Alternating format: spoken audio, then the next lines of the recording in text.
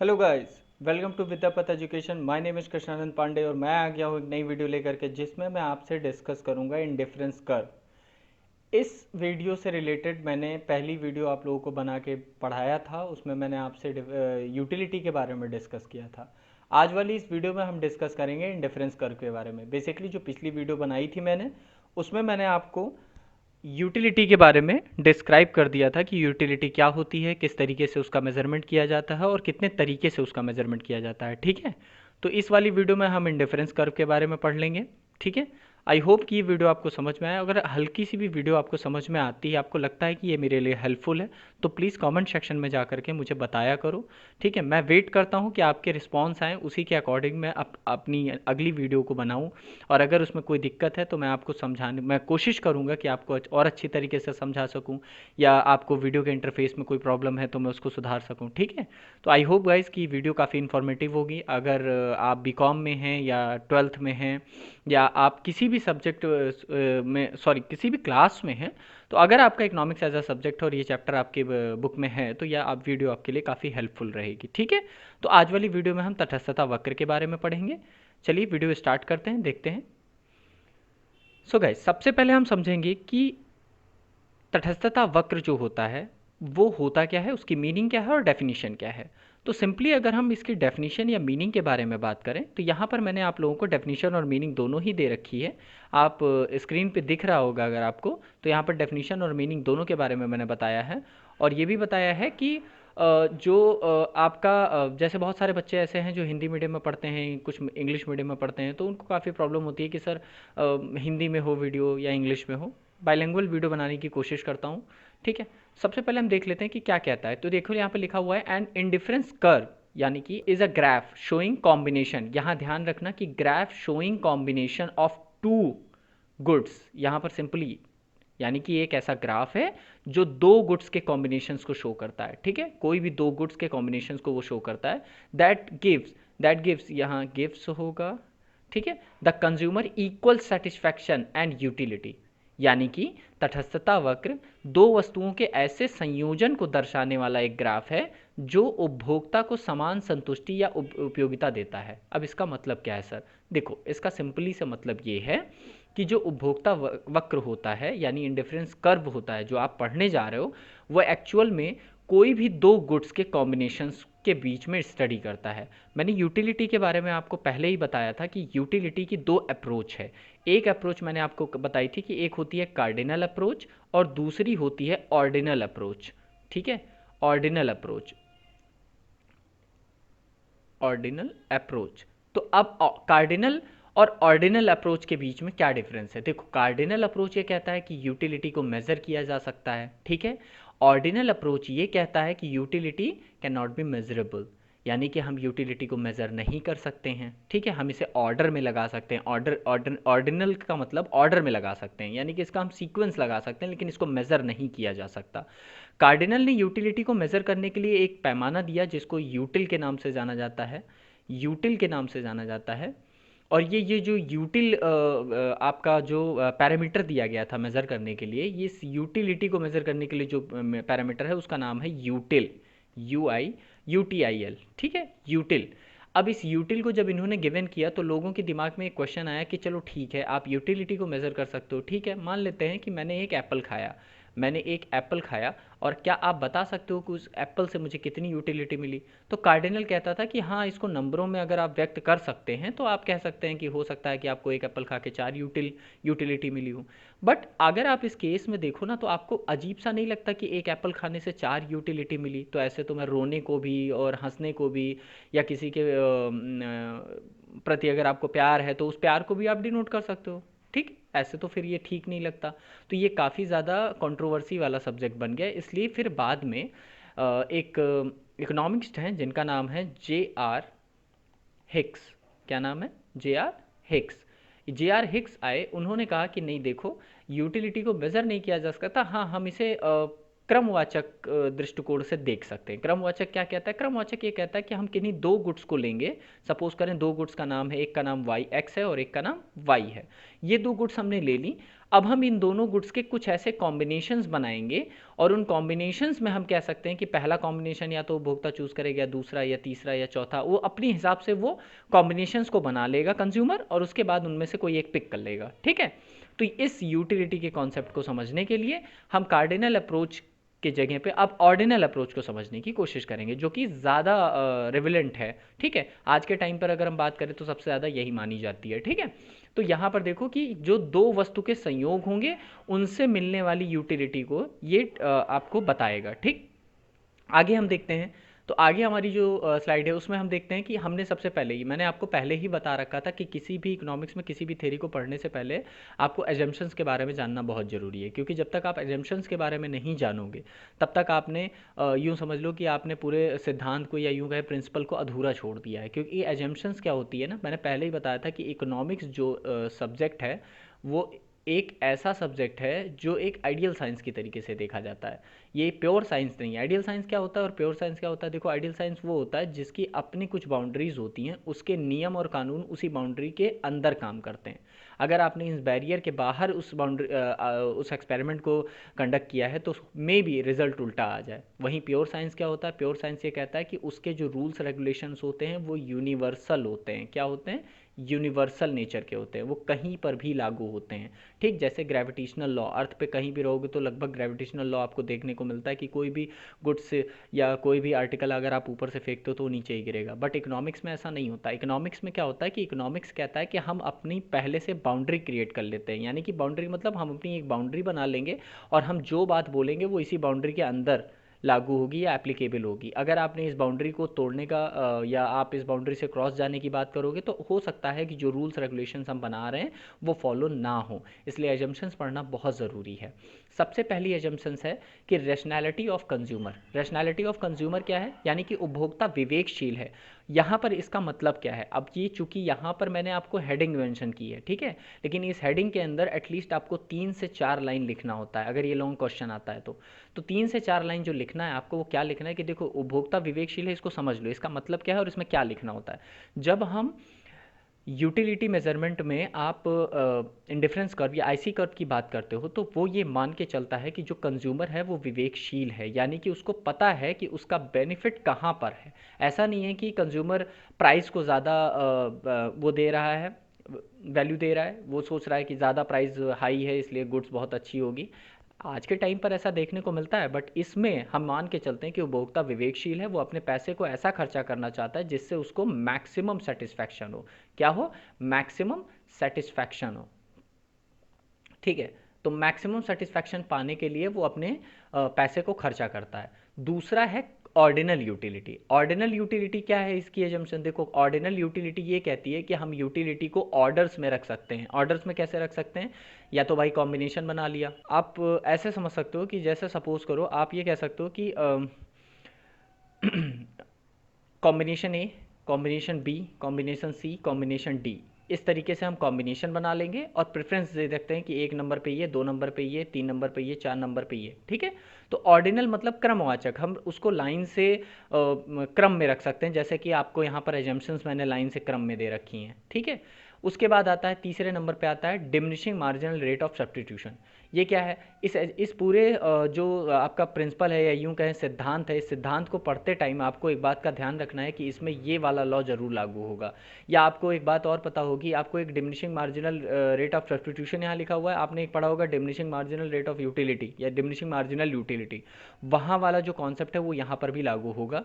यहाँ पर लागू होने का मतलब ये है कि जैसे जैसे उपभोक्ता दो वस्तुओं को चुनता है, सपोज करो एक्स और वाई वस्तु है वो, तो जैसे जैसे वो एक्स की क्वांटिटी को बढ़ाएगा वाई की क्वांटिटी उसको छोड़नी पड़ेगी। तो जो एक्स की एक क्वांटिटी बढ़ाने पर वाई की जितनी क्वांटिटी वो छोड़ेगा उसी को कहेंगे marginal rate of substitution. I hope कि टॉपिक क्लियर है। आगे बढ़ते हैं। चौथा है आपका कंसिस्टेंसी एंड ट्रांजिटिविटी। इसका मतलब है चुनाव में सुसंगत तथा सकर्मकता। अब इसका मतलब समझ लो इसमें लिखना क्या है, क्योंकि हेडिंग देख तो लेते हो लेकिन हेडिंग क्या होता है ना, अक्सर एग्जाम में आपके दोस्त हेडिंग में मदद कर देते हैं बट पता नहीं होता आपको कि लिखना क्या है उसके अंदर। तो उसके अंदर आपको कुछ नहीं, यहाँ पर इस हेडिंग के अंदर आपको क्या लिखना है कि चुनाव में सुसंगत तथा सकर्मकता। इसका मतलब ये है कि सपोज करो कि ए कॉम्बिनेशन है, ए कॉम्बिनेशन के अंदर एक्स की 3 गुड्स हैं, 3 यूनिट है और y की 2 यूनिट है। कॉम्बिनेशन नंबर b बनाया उसने, जिसमें उसने क्या किया कि x की चार यूनिट ले ली और y की 1 यूनिट है। ठीक है, तो एक बात हमेशा ध्यान रखना, और अगर उसने कॉम्बिनेशन ए को प्रेफरेंस दे दी तो ऑलवेज वो ए को बी से ऊपर ही रखेगा।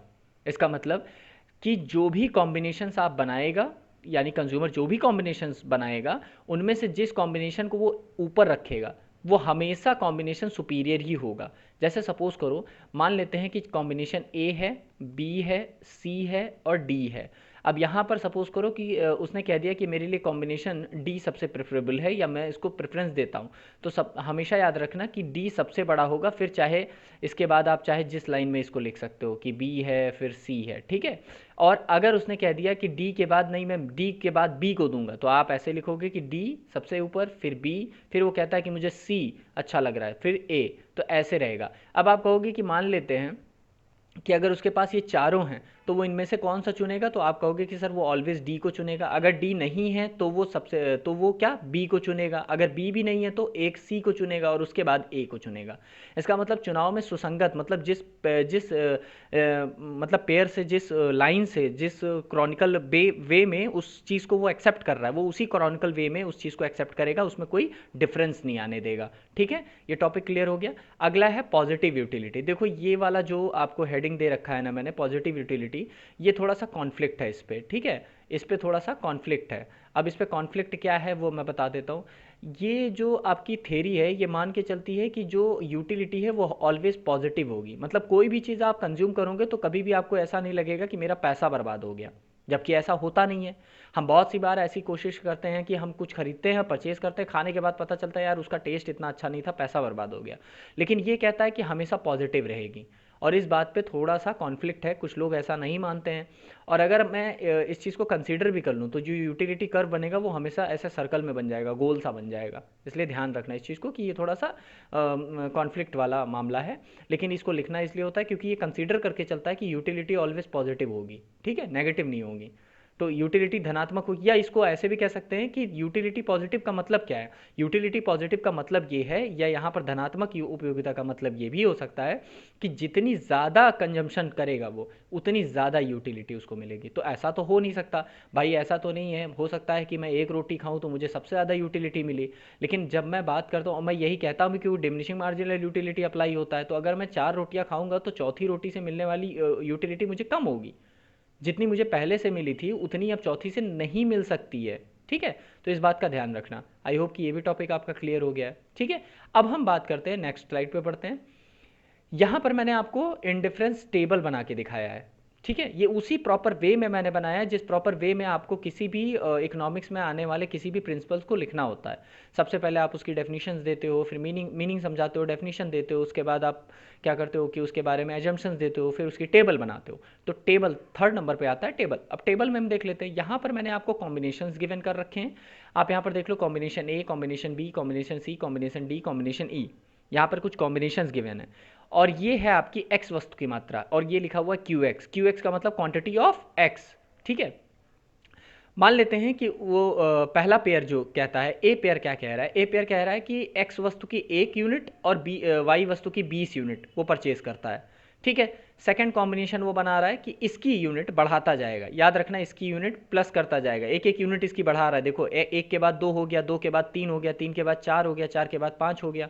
तो एक एक यूनिट इसकी बढ़ा रहा है, और यहाँ पर देखो इसकी जो यूनिट्स हैं वो नीचे की तरफ आते आते नेगेटिव में जा रही है। देख रहे हो ना कि पहले वो एक के साथ 20 परचेज करता था, फिर 15 किया, फिर 11 किया, फिर 8 किया, फिर 6 किया। तो आप यहाँ पर देख रहे हो कि इसकी +1 यूनिट बढ़ रही है, और इसमें जो रेट में गिरावट आ रही है वही होती है मार्जिनल रेट ऑफ सब्स्टिट्यूशन। अब जैसे जैसे पहली यूनिट उसने परचेज की 1 और दूसरी y की ली 20, तो यहाँ पर हम मार्जिनल रेट ऑफ सब्स्टिट्यूशन इसलिए नहीं बता सकते क्योंकि इसके ऊपर उसने कुछ नहीं यूज़ किया। फिर अगर मैं सेकंड यूनिट की बात करूँ तो उसने 2 यूनिट परचेज की और 15 इसकी, तो इसकी सीधे 20 से 5 पे आ गया। कितना गैप आया? 5 का गैप आया, ये वही 5 लिखा हुआ है।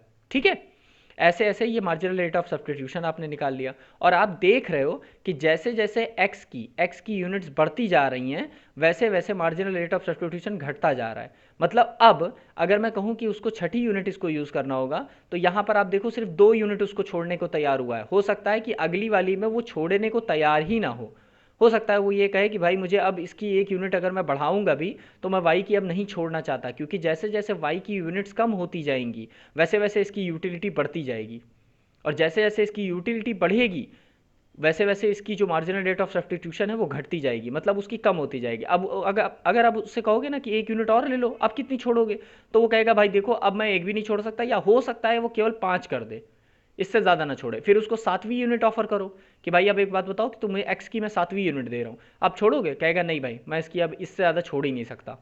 ठीक है, क्योंकि अब उसकी कमी, भाई वो जाहिर सी बात है, वो अपनी इनकम को दो गुड्स अगर खरीद सकता है तो अपनी इनकम को तो वो ऐसे खर्चा करेगा ना कि दोनों गुड्स से मिलने वाली सेटिस्फैक्शन इक्वल हो जाए, उसकी बराबर रहे या उससे ज़्यादा रहे प्राइस जो वो स्पेंड कर रहा है। तो इस बात का ध्यान रखना। ये टेबल आपको समझ में आ गई? अगर ये टेबल नहीं समझ में आई है तो वीडियो को थोड़ा सा पॉज करो, उसके बाद ध्यान से देखो, ठीक है।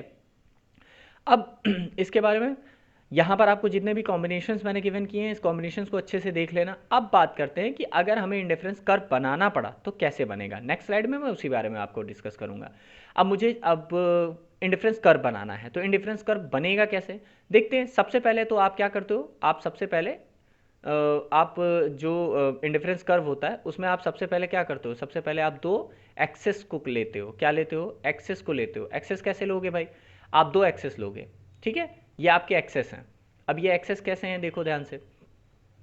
ये आपका हो गया वाई एक्सेस और ये आपका हो गया एक्स एक्सेस। यहाँ पर आपका होगा जीरो, यानी कि ऑरिजिन पॉइंट होता है ये। अब जो ये ऑरिजिन पॉइंट है इसके बाद हम क्या लेंगे, हम इसके बाद कॉम्बिनेशंस लेंगे। अब आपको एक्स की जो क्वांटिटी थी वो बढ़ाता जा रहा था, यानी कि ऐसे लाइन से ये बढ़ता जाएगा कि नहीं बढ़ता जाएगा। फिर ऐसे ही हम क्या करेंगे, वाई की ले लेंगे। उसके बाद हम क्या करेंगे, उसके बाद हम पेयर बनाते जाएंगे। आपको अगर याद हो कि जो आपका x का फर्स्ट यूनिट था उस पर y की 20 यूनिट है। अगर नहीं समझ में आ रहा है वीडियो को पॉज करो, बैक करके देख लो, वहाँ पे जो टेबल बनी थी उसी के अकॉर्डिंग ये ग्राफ बनने वाला है, ठीक है। ऐसे ऐसे करके हम सारे ग्राफ बना लेंगे। उसके बाद हमें सारे के ऑप्शन मिल जाएंगे। फिर हम क्या करेंगे, एक आईसी कर्व बनेगा। ये जितने भी पॉइंट्स आपको दिख रहे हैं ना, ये वाला पॉइंट, ये वाला पॉइंट, ये वाला पॉइंट और ये वाला, और इसके साथ ये वाला, आप इसको मिलाते हुए एक लाइन खींचोगे। जो लाइन आप खींचोगे यानी कि ड्रॉ करोगे, उस पे आप कॉम्बिनेशंस रखोगे, यानी ए कॉम्बिनेशन। अगर आप वीडियो को पॉज करके पीछे जा करके देखो, जहां मैंने टेबल दिखाई है वहां पर ए कॉम्बिनेशन में एक्स की एक यूनिट थी और वाई की 20 यूनिट थी। तो एक्स की एक यूनिट है और वाई की 20 यूनिट के सामने ये पड़ रहा है, ठीक है। आई होप कि टॉपिक क्लियर हो रहा है। उसके बाद हम क्या देखेंगे, अब आप देख रहे हो कि ये जो आपका यहाँ पर ये मैंने मेंशन कर दिया कि वाई वस्तु को इधर लेंगे, एक्स वस्तु को एक्स एक्सेस पे ले लिया, ठीक है। अब आपको एक चीज़ देखने को मिल रही है कि जो ये वाला कर्व है ना, ये वाली लाइन जो आ रही है ना, जहाँ से ये ब्लैक वाला आपका एरो निकला हुआ है, इसी को आप कहोगे क्या, इंडिफरेंस कर्व, या हिंदी में इसको कहोगे तटस्थता वक्र। क्या कहोगे? तटस्थता वक्र। एक बात ध्यान रखना, तटस्थता वक्र को उदासीन वक्र भी कहा जाता है। उदासीन वक्र भी कहा जाता है, इस बात का ध्यान रखना, ठीक है। आई होप कि ये टॉपिक क्लियर हो गया। इसमें कोई कंफ्यूजन है तो बताना मुझे। अब आपको क्या करना है, आपको ये, चूंकि मैंने पीपीटी भी ऐसी स्लाइड पे बनाई जिसमें आपकी कॉपी की तरीके से दिखे, तो आपको कॉपी पे क्या करना है, ये फिगर ऐसे कॉर्नर में, इतने कॉर्नर में ये फिगर बना देना है। उसके बाद इसी फिगर को एक्सप्लेन करते रहना है। इधर ये इतनी लाइनों में आप इसको एक्सप्लेन करते जाओगे। आई होप कि ये टॉपिक क्लियर हो रहा है, ठीक है। ऐसे ही आपको थ्योरी लिखनी है। यहाँ पर आप सारा एक्सप्लेनेशन दे दोगे कि हमने एक्स एक्सिस पे ये लिया, वाई एक्सिस पे ये लिया। कॉम्बिनेशन ए आपको दिखा रहा है कि एक्स की एक यूनिट हमारे पास है और वाई की 20 है। जैसे जैसे हम इसकी एक्स की यूनिट बढ़ाते जा रहे हैं वैसे वैसे हम वाई की यूनिट कम करते जा रहे हैं, ठीक है। और इन सारे पॉइंट्स को मिलाने पर जो कर्व बन के मिल रहा है हमको, वो है इंडिफरेंस कर्व। अब इंडिफरेंस कर्व के बारे में एक और चीज़ जो जान लो वो ये है कि अब सपोज करो ये 5 कॉम्बिनेशंस आपके सामने गिवन है, 1 2 3 4 5। अब आप कंज्यूमर को खड़ा करो। सपोज ये राम भाई हैं, ये राम भाई ने चूज़ करके इसको क्या किया है, ये राम है और राम ने ये चूज़ करके डिसाइड किया है कि ये भाई ये मैं 5 कॉम्बिनेशन बना रहा हूँ। ये 5 कॉम्बिनेशन राम ने बनाए हैं। अब सपोज करो राम से तुम ये पूछ रहे हो कि ये बताओ कि तुम इनमें से कौन सा कॉम्बिनेशन लेना चाहोगे, ए लोगे या बी लोगे या सी लोगे या डी लोगे या ई लोगे, कौन सा कॉम्बिनेशन लोगे। तो आई होप कि आपके दिमाग में आंसर आ रहा होगा कि हो सकता है ए ले ले, कुछ लोग कह रहे होंगे ई ले लेगा। नहीं, याद रखना वो इनमें से कोई भी कॉम्बिनेशन चूज कर सकता है। एनीवन, कोई भी कॉम्बिनेशन चूज कर सकता है, इस बात का ध्यान रखना। क्यों? क्योंकि इंडिफरेंस कर्व कहता ही है कि इंडिफरेंस कर्व दो गुड्स एंड सर्विसेज के ऐसे कॉम्बिनेशंस बनाता है जिनसे मिलने वाली उपयोगिता यानी यूटिलिटी बराबर होती है। तो अगर आप इसमें बात करो कि A combination, B combination, C combination, D combination या E combination, they are giving equal level of satisfaction, यानी कि वो सब बराबर लेवल ऑफ सेटिस्फैक्शन दिखा रहे हैं। अगर मैं कुछ टाइम के लिए आपको एग्जांपल देके समझाने की कोशिश करूं तो मान लेते हैं ए 20 यूटिलिटी दिखा रहा है कि मान लो अगर 20 यूटिलिटी को कुछ टाइम के लिए मान लो मेजर कर ले रहा हूं मैं, तो 20 यूटिलिटी ए दिखा रहा है, तो आपको ए बी सी जितने भी हैं वो 20 ही दिखा रहे हैं। तो जब सबसे 20 ही मिल रही है तो राम कोई भी पॉइंट चूज कर सकता है, चाहे उसको ए दे दो, चाहे बी दे दो, चाहे सी दे दो, चाहे डी दे दो, चाहे ई दे दो, वो इनमें से कोई भी पॉइंट वो पिक कर सकता है क्योंकि उसको सभी पॉइंट से इक्वल लेवल ऑफ सेटिस्फैक्शन दे रहा है। और यही बात कहता है इंडिफरेंस कर्व। तो इंडिफरेंस कर्व के बारे में एक बात और मैं आप लोगों को बता दूं कि जो इंडिफरेंस कर्व होता है, एक कर्व पर जितने भी पॉइंट्स होते हैं, सपोज करो जितने भी पॉइंट्स होते हैं, यहां पर 4 पॉइंट मैंने बनाए हैं, मैंने इसको point 1, point 2, point 3, point 4, they are giving equal level of satisfaction. ये क्या कर रहे हैं? Equal level of satisfaction show कर रहे हैं। क्या चीज? Equal level of satisfaction show कर रहे हैं। तो इस बात का ध्यान रखना कि ये सब बराबर दिखा रहे हैं, तो इनमें से कोई भी चूज कर सकता है। वो ऐसा नहीं है कि वो ए, हाँ अब यहां पर एक बात ध्यान रखना है, अगर वो ए फर्स्ट नंबर कॉम्बिनेशन को चूज कर रहा है, इस वाले को, तो ऑलवेज उसके लिए वो प्रेफरेबल वन ही रहेगा। लेकिन ऐसा नहीं है कि अगर तुम उसे 1 नहीं है और 2 उठा के दे दिए तो वो कहेगा नहीं यार 1 तो ज्यादा अच्छा था। ऐसा कुछ भी नहीं है, मिलेगा उससे इक्वल लेवल ऑफ सेटिस्फैक्शन। इस बात का खास ध्यान रखना, ठीक है। आई होप कि ये टॉपिक आपको क्लियर हो गया है। अगर अभी भी कोई कंफ्यूजन है, अभी भी आपको कुछ नहीं समझ में आ रहा है, तो प्लीज़ कमेंट सेक्शन में मुझे नीचे बताओ कि क्या आपको समझ में नहीं आया। मैं पूरी कोशिश करूंगा कि आपकी नेक्स्ट वीडियो में, आपकी जो नेक्स्ट वीडियो मैं बनाऊंगा उसमें इस डाउट को क्लियर कर सकूं। आई होप कि टॉपिक क्लियर हो गया, ठीक है। और नहीं हुआ तो बताना मुझे। मिलते हैं नेक्स्ट वाली वीडियो में, ठीक है। तब तक के लिए पढ़ाई करते रहो सब लोग। Thank you so much.